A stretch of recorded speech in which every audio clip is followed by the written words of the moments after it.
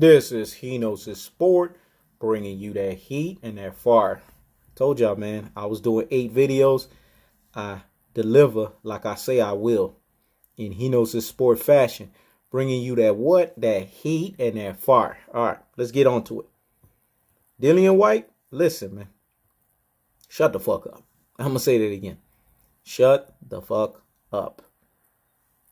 You see, Deontay Wilder is getting on Deontay Wilder's radar. Deontay Wilder said, you better stop praying for what you asking for, because you just might get it. You better stop praying for what you asking for, because you just might get it. Listen, Dillian Whyte to me is a lot better than when he fought AJ. There's no denying that. I've been on wax saying this on live stream. For him to go and get treated the way that he did by Barry Hearn, a slave trader, mind you, because that was his terminology. That came out of his own mouth. When you had Eddie Hearn looking at you sideways, shout outs to Beverly Rose Boxing. You know, that's my sis. You know, we got our podcast, Bev Knows Boxing Fans Podcast. Y'all need to check that out every Sunday at 12:30 Alaska time, aka 1:30 Pacific Standard Time. Our podcast is bringing you that heat and that fire. But anyways, on to what I was talking about, because she said it so emphatically, and I just have to go ahead and piggyback on it. Here's the truth of the fact of the matter. Dillian Whyte is a fighter that left. He left Matchroom Sports because of Barry Hearn and his slave trading ways. Damn near got kicked out if you want me to be honest with you. Got treated like a redheaded stepchild. I'm going to say it again. Got treated like a redheaded stepchild. Because we know Barry Hearn, and now we know Eddie Hearn operates in that way. They are indentured servitude traders. I'm going to say it again. Indentured servitude traders. So again, shout outs to Beverly Rose for pointing that out. But I'm going to add on to that. Here's what I'm going to add. Al Heyman, who is an advisor and not a promoter, took you on and was like, hey, welcome to the PBC stable. No, nobody wants you. You're a reject that's running your mouth all over the place. Now, mind you, Dillian Whyte took the opportunity and he ran with it. So he gets credit because he goes in there and then he becomes a WBC regular champion. So hats off to him for doing it. That's impressive. That tells me where his mental fortitude is at. But then you want to get slide to the mouth and challenge Deontay Wilder and basically say, well, I'm not going to use any roadblocks. I just want to fight him because I'm the WBC regular champion and I have the right to fight him. It doesn't work that way. Dillian Whyte, understand this. Deontay Wilder is the A side in that scenario. There's no way that you get to demand what you want. And there's no way you strong arm the situation. Now, Deontay Wilder's feeling good because he's basically about to baptize you.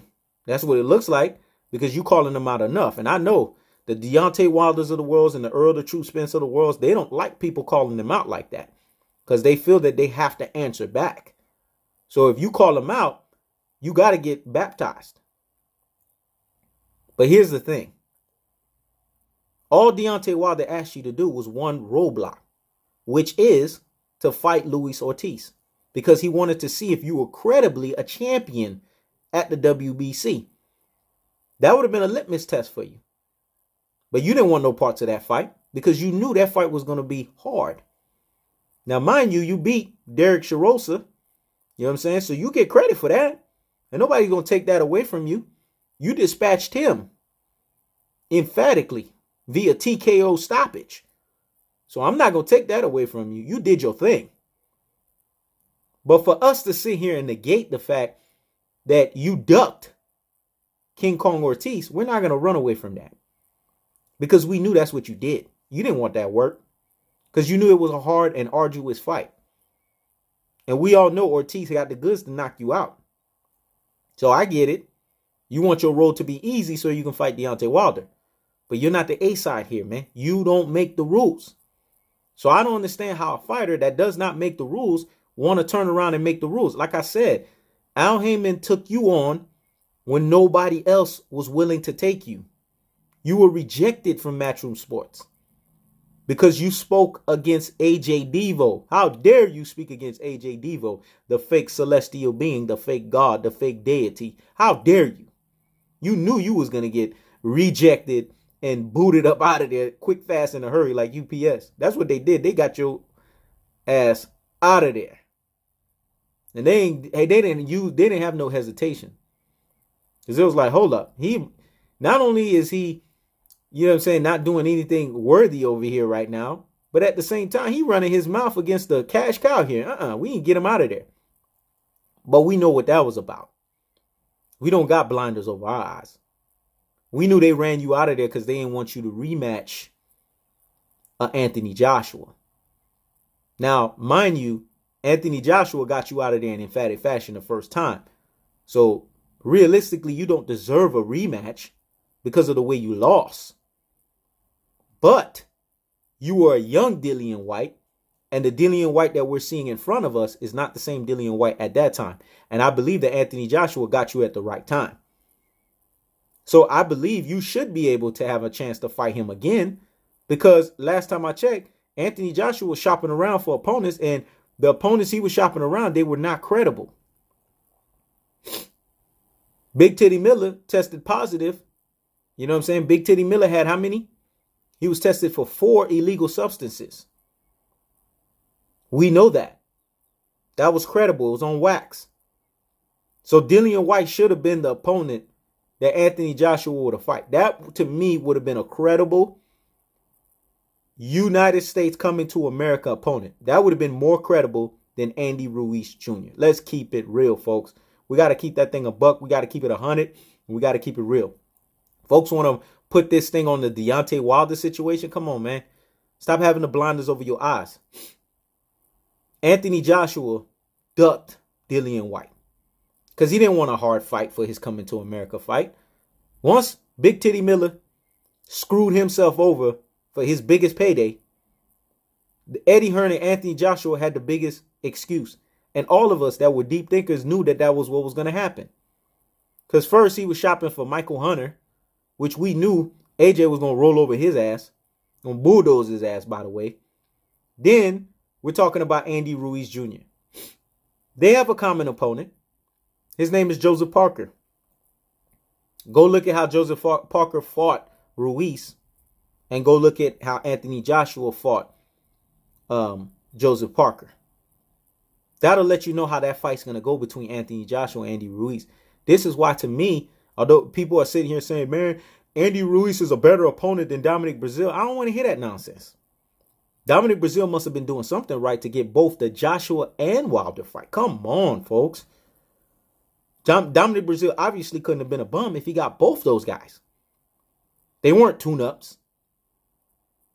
Deontay Wilder made him look like a tune-up. But prior to that fight, Dominic Breazeale wasn't considered a tune-up because he pushed Anthony Joshua to 7 rounds. He was hard and rugged. It took Anthony Joshua 7 rounds to figure out that KO. And we know what happened with Deontay Wilder. Barely the first round was over, and we got a TKO stoppage. So that tells us right there that Deontay Wilder is the real deal. So Dillian Whyte, this nonsense that you spewing about, oh, his TKO stoppage wasn't impressive. Don't bite that hand, man. Don't open those can of worms, man. Don't open Pandora's box. Because Deontay Wilder is a knockout artist and a knockout specialist. You was best off trying to fight Anthony Joshua for another fight as opposed to barking up this tree. You guys heard me say the saying. If you bark up the wrong tree, the tree will fall on you. That's a Jay-Z term right there. I love it. You bark up the wrong tree, the tree will fall on you. Don't bite more than you can chew, man. Don't write a check that your ass can't cash. And Deontay Wilder is that check that your ass cannot cash, man. And if you fight Deontay Wilder and you let him go into that mode that he went against the Dominic Brazil, because he looked like he was on something, man. And when I say on something, I mean on something serious to knock your head off. If you let him get into that zone, you're not going to last in that fight. Because the way that Anthony Joshua knocked you out, even though you are a seasoned version of yourself, you are not ready for Deontay Wilder. You guys have heard me say this on wax. At this level right now, the 3 elite heavyweights are Deontay Wilder, Anthony Joshua, and Tyson Fury. Nobody's seeing these guys. Not right now. And that's including Dillian Whyte. Now, will Dillian Whyte give Deontay Wilder more of a fight than a Dominic Brazil? That's to be determined. We don't know.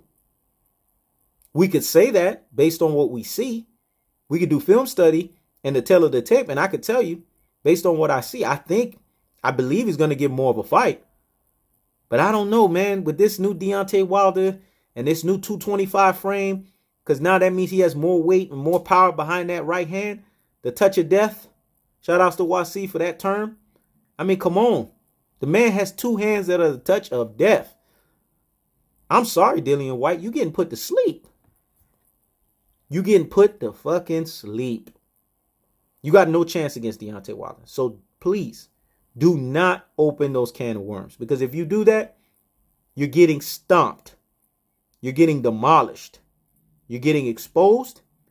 And you're getting trounced. I think at this point, fight competition that's around your level, or fight competition that's not to the level of a Deontay Wilder. You know what I'm saying? Fight some of these other guys, man. Some of these other heavyweights. Why don't you and Kanaki have a fight? That would be a nice fight. Dillian Whyte versus Adam Kanaki? What? Psh, that's a fight that could go either way. Because Kanaki could legitimately KO you. And I think you could legitimately KO him too. That's a more parity type fight. Because I believe you guys are more on that level. Why don't you fight people like that? That's your truest and properest level, man. But then you want to call out the boogeyman of the heavyweight division? Come on, man. The most athletic heavyweight? The guy who's the most powerful man in boxing? Oh, you asking to be put to sleep. So, Dillian Whyte, you know what you get? You get the biggest higgity hush of the fucking day. This is Henos' Sport. Checking out.